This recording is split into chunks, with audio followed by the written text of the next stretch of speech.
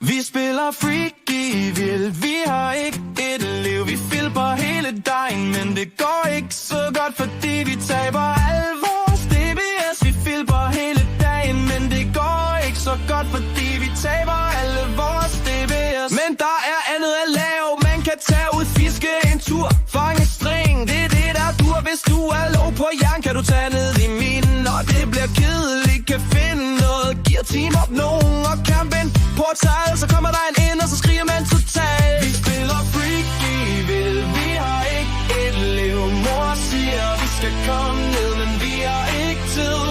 Freaky med grinden kan være hård, men gør nok, hvis nogen venner, der kan hjælpe dig. Vi spiller freaky